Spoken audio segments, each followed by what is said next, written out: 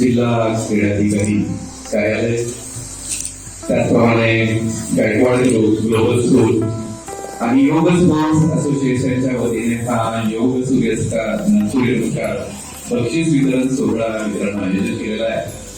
आणि त्यासाठी आपल्या व्यासपीठावर उपस्थित आहे आपल्या शहरातले सुप्रसिद्ध उद्योगपती आणि स्वामी विवेकानंद केंद्राचे काम करणारे आमचे मार्गदर्शक मिलिंद सर, योगाचार्य आपण सगळेजण ओळखतो असे माननीय काळवणे सर, त्याचप्रमाणे योग स्पोर्ट्स क्रीडा भारतीचे आमचे मार्गदर्शक उदय कहाळेकर सर, आपल्या क्रीडा अधिकारी लता मॅडम, त्याचप्रमाणे ही शाळा भारतीय संस्कृतीप्रमाणे अगदी आपल्या मुलांना शिक्षण दिलं पाहिजे, त्यांना उभं केलं पाहिजे असं ही शाळा आणि अनेक युवकांचं आयुष्य घडवणारे आमचे जुने मित्र, खूप मोटिवेशनल ट्रेनर, स्पीकर आहेत असे रामदासजी गायकवाड सर, त्याचप्रमाणे दंडारे सर, सुरेखा मॅडम आणि उपस्थित सगळे माझे छोटे छोटे मित्र हो.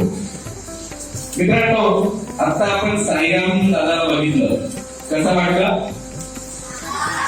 छान. मी अनेकांच्या चेहऱ्यावर छान पाहत होतो, काही जण असे डोळे बंद करून घेत होते. बापरे दादा, म्हणजे इलास्टिक प्लास्टिक बॉडी आहे, रबर बॉडी आहे, ओके. एका जोरदार टाळ्या झालं आहे. आणि तुम्हाला सगळ्याच एकदा जोरदार टाळ्या की तुम्ही योगा आणि सूर्यनमस्काराचे चिंतन करताय, ते करायला मिळतं. आणि मिलिंद सरांनी सांगितलं की मित्रांनो, हा योग सूर्यनमस्कार आपल्या जीवनात किती चांगला आहे, बरोबर ना? एकदा तुम्ही सगळ्यांनी माहित आहे तुम्हाला की स्वामी विवेकानंद एकदा मंदिरातून बाहेर चालले होते आणि रस्त्यातून जाताना त्यांच्या मागे काय आलंय? कोण आलं त्यांच्या मागे? अरे माहित नाही. माकडांची टोळी आली. स्वामी विवेकानंद कसे होते? खूप हुशार होते, विद्वान होते, पण त्यांनी पाहिलं की माकडं येऊन त्यांच्या अंगावर आता हल्ला करणार आहे. त्यावेळेला काय केलं स्वामी विवेकानंदांनी? त्यांच्यामध्ये खूप शक्ती होती, ते योगा करायचे, सूर्यनमस्कार वगैरे करून त्यांनी शरीर पण कमावलेलं होतं. जसे हुशार होते तसे बलदंड पण होते. त्यांनी फक्त मागे वळून त्या माकडांकडे एकदा पाहिलं. माकडांना लक्षात आलं की हा शक्तिशाली माणूस आहे, आपल्याला मारेल. आणि ते माकडांनी काय केलं? पळून गेले. कशामुळे? तर फक्त यांच्यामध्ये विद्वत्ता होती, अभ्यास करून हुशारी होती का? नाही, तर शक्ती पण होती. काय होते? त्यामुळे शक्ती पण आपल्याला गमवणं जरुरी की नाही? कालची तुम्हाला गोष्ट सांगतो. मित्रांनो, माझ्याकडे काल माझे मित्र आले होते आणि त्याचा मुलगा आहे, तर तो मुलगा आता एनडीए मध्ये सिलेक्ट झाला. एनडीए म्हणजे काय? जोरदार टाळ्या. नॅशनल डिफेन्स अकॅडमी कुठे भेटली? पुण्याला आहे. आणि मला वाटतं देहरादूनला पण आहे ना? आहे. तर त्या नॅशनल डिफेन्स अकॅडमीला जर आपला नंबर लागला तर आपल्याला देशाची जी मिलिटरी असते, नेव्ही असते, याच्यामध्ये आपल्याला इंजिनियर, अधिकारी म्हणून काम करायची संधी मिळते. तर तुमच्या वयाचा त्यांचा मुलगा असताना तो सारखं म्हणायचा की मला असं मिलिटरी ऑफिसर व्हायचंय, मला जायचंय. त्यांनी खूप अभ्यास करत करत करत 12वीला असताना त्यांनी त्याची एंट्रन्स एक्झाम दिली. आणि किती मुलं बसले होते भारतातून? 8.5 लाख मुलं बसले होते. 8.5 लाख मुलातून जागा किती भरायच्या होत्या? फक्त 600 जागा. म्हणजे किती अभ्यास करणं जरुरी होता? खूप. 5 दिवस त्याचं मेडिकल आणि इंटरव्ह्यू होत होते. तर असा हा त्यांचा मुलगा सिलेक्ट झाला. कारण त्याला काही करून मिलिटरीत जायचं, अधिकारी व्हायचं, देशाची सेवा करायची अशी त्याची जिद्द होती. आणि मग तो व्यायाम करायचा, योगा करायचा, वेळ आपलं तरी वेळापत्रक बनवलं होतं आणि त्याप्रमाणे तो अभ्यास करायचा. आणि असं करत करत करत मित्रांनो तो आता गेला. तर त्याचे काम पोलिसांमध्ये आता तो त्या पुण्याच्या एनडीए मध्ये आहे. आणि सकाळी त्यांना 4 वाजता उठवतात. किती वाजता? 4ला उठून त्यांचं व्यायाम सगळं, त्यांचे सगळं फिजिकल ट्रेनिंग, कमांडो ट्रेनिंग, त्यांचे थिअरीचे क्लासेस, असं सगळं करत रात्री 10 वाजेपर्यंत. किती वाजता झोपायला मिळतं त्याला? 10 वाजता. 4 वाजता उठून कशी आंघोळ करायची? थंड पाण्याने आंघोळ करायची. साबण लावायचं जर असेल तुम्हाला, म्हणजे मिलिटरीमध्ये हात असतो का? नाही. आपल्याला शत्रूशी काय करायचं असतं? लढायचं असतं. मग तुम्ही मजबूत पाहिजे की नाही? तर जर त्याला साबण लावून स्नान करायचं असेल तर 4च्या आधी जावं लागतं. नाही तर असं म्हणतात की आपले जे सिनियर असे विद्यार्थी आहेत ना, त्यांचा इन्सल्ट, म्हणजे तो प्रोटोकॉल असतो की तुम्हाला जर इच्छा असेल की लवकर चांगला आंघोळ करायची तर पटकन उठा, 4:45ला 3:30ला जा आणि स्नान करा. जेवायला किती वेळ देतात? नाश्त्याला 8 मिनिटं. 8 मिनिटं. चेअरवर बसलं तर कसं बसायचं? पाठ टेकवायची नाही. चेअरला पाठ टेकवायची तुम्ही सिनियर मुलांनी. आपण ज्युनियर आहे, पहिल्या वर्षी का आपण स्ट्रेट बसायचं. आता बघा काही जण स्ट्रेट बसले, टाळ्या वाजवायच्या, ते सरळ बसले. सरळ बसणं सुद्धा मित्रांनो काळेकर शिकवत असतात, खूप महत्वाचं आहे. असं बसतं, कुणी पाक काढतं, कुणी हलतं. आता बघा किती छान दिसतात का सगळेजण.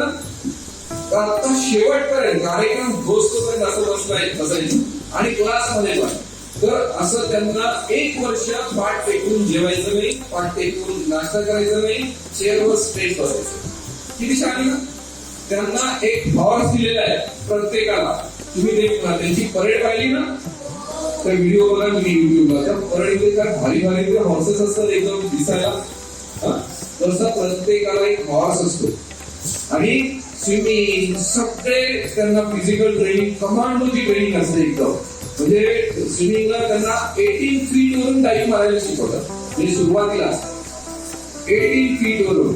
तर तो मुलाने आधी थोडी प्रॅक्टिस होती, पण त्याला ते सगळं शिकून तो इतका एन्जॉय करून येता की एकदम त्याच्या आई वडील त्याला भेटायला गेले होते.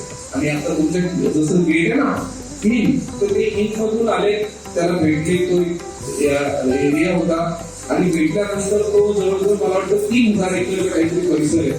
त्यांना काही लक्षात नाही आलं. ते एक्झिट जो आहे त्यांना म्हणजे दुसऱ्यांसाठी होता, ज्या गेटनी जायला नको तिथे गेले. तिथे मग ते सोल्जर होते, ते म्हणाले काय करायचं नाही, म्हणजे आम्ही आमच्या मुलाला भेटायला होतो आणि मग आम्हाला बाहेर जायचं. त्यांनी सोडून दिलं. पण काय गडबड झाली, ज्या गेटनी आले त्याच गेटनी त्यांनी जायला पाहिजे होतं आणि ते गेले चुकीच्या गेटनी. मग ते नंतर 2 दिवसांनी त्यांनी पाहिलं की अरे चुकून दुसऱ्या गेटनी गेले. मग त्याची पनिशमेंट त्या मुलाला दिली. काय केलं त्या मुलाला? 25 किलोमीटर रनिंग करायला लावली.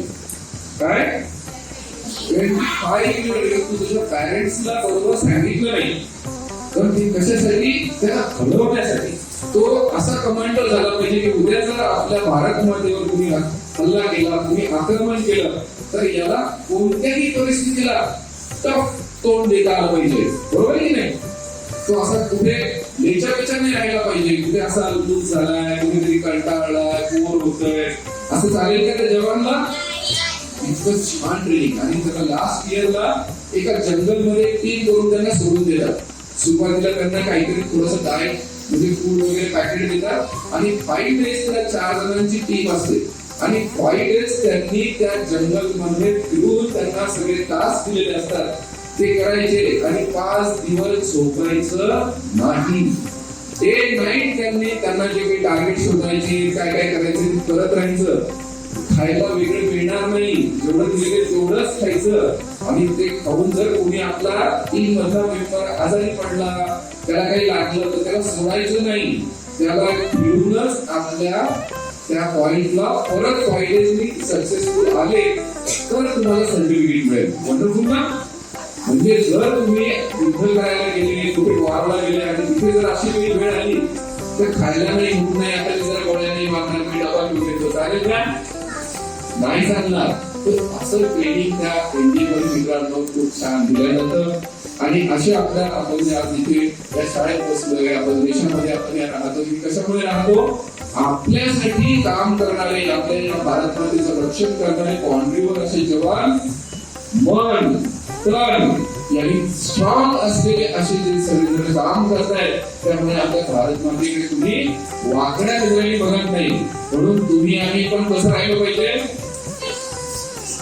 एकदम फिट राहिलो पाहिजे. मग फिटनेस कशातून येणार आहे, तर आपले हे जे सर सगळे इथे बसत आहेत, आपल्याला जे सगळे योगा सूर्यनमस्कार शिकवत आहेत, तर हे आपण दररोज जर आपण केलं तर आपला अभ्यास पण आपल्या लक्षात येईल आणि मग आपल्याला मार्क्स पण चांगले मिळतील.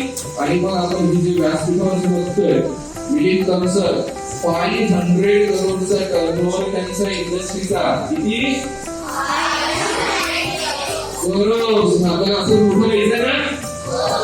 रामदास गायकवाड सर एकदम सिंपल मॅन होते, फार्मरचे ते सगळे मुलगा होते, पण काहीही नसताना त्यांनी अभ्यास केला, कन्सन्ट्रेशन केलं आणि आज किती सक्सेसफुल मॅन झाले, बरोबर ना. कुलभूषण सर पण आता कसे शिकले, डायरेक्टर तुमच्या स्कूलचे, आणि तेही स्कूल सक्सेसफुल चालवत आहेत. असं व्हायचं सगळ्यांना. एका सदस्याची जोरदार टाळ्या वाजवूया. सगळ्यांना मित्रांनो खूप शुभेच्छा. आणि ज्यांना आता पारितोषिक मिळाले त्यांचेही खूप अभिनंदन करतो आणि थांबतो. धन्यवाद.